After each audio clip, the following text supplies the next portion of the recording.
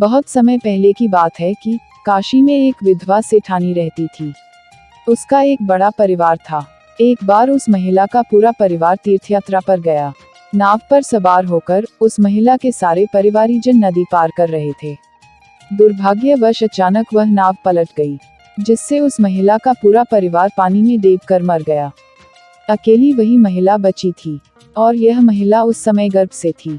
वह महिला रोती बिलखती अपने घर पहुंची और अकेले रहने लगी। धीरे धीरे समय आगे बढ़ता जा रहा था, और एक दिन उस महिला ने एक सुंदर बच्चे को जन्म दिया। उस बच्चे के मुंह की तरफ देखकर वह महिला खुश हो गई, क्योंकि इस महिला का एकमात्र सहारा जो था। धीरे धीरे उस महिला का बेटा बड़ा हो रहा था। अब वह खेलने लगा था, और एक दिन वह बच्चा बीमार हो गया। उस सेठानी ने अपने बेटे के उपचार में दवा के साथ साथ हवन पूजन पर भी बहुत पैसा खर्च किया, लेकिन वह ठीक होने के बजाय गंभीर रूप से बीमार हो गया। सेठानी सभी से रो रो कर कह रही थी कि मेरे बेटे को बचा लीजिए।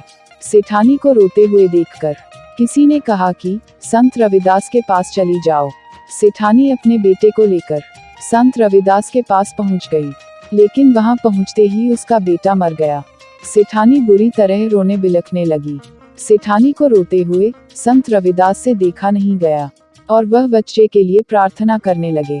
संत रविदास की जीवन संगिनी लोनावाए उस मृत बच्चे को अपनी गोद में लेकर बैठ गई, और वह उस बच्चे के सिर पर हाथ फेरने लगी। संत रविदास ने उस बच्चे के मुंह में पानी डाला तो वह जीवित हो गया। सेठानी अपने बच्चे को जिंदा देखकर बहुत खुश हुई और संत रविदास के पैरों में पड़ गई, और संत रविदास की भक्त बन गई। कैसी लगी यह कहानी? कहानी सुनने के लिए धन्यवाद।